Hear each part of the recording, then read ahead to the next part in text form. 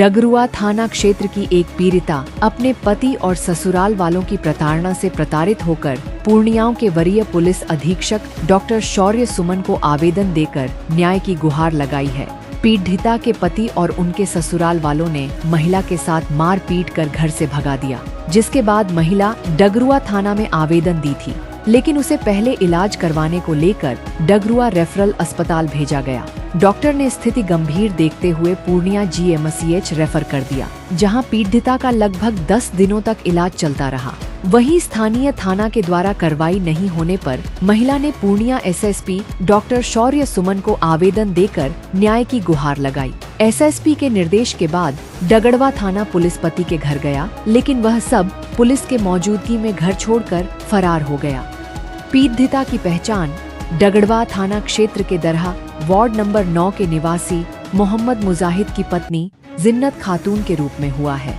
मामले को लेकर पीड़िता जिन्नत खातून ने कहा कि मेरी शादी 6 वर्ष पूर्व हुई थी।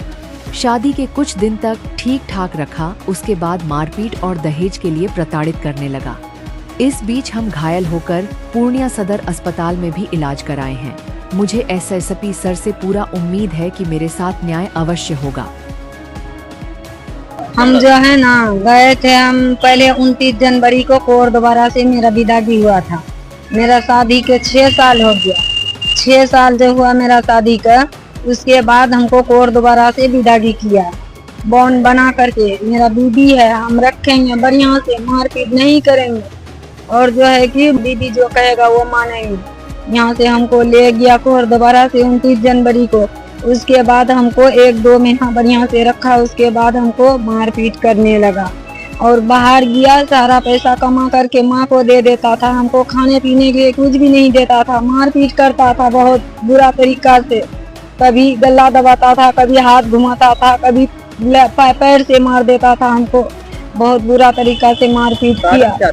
मारपीट करने को दूसरा शादी करना चाहता था और हमसे जो है कि बार बार यही हमसे कहता था कि 5 लाख रुपया लाओ, तुमको रखेंगे नहीं तो जान से मार देंगे।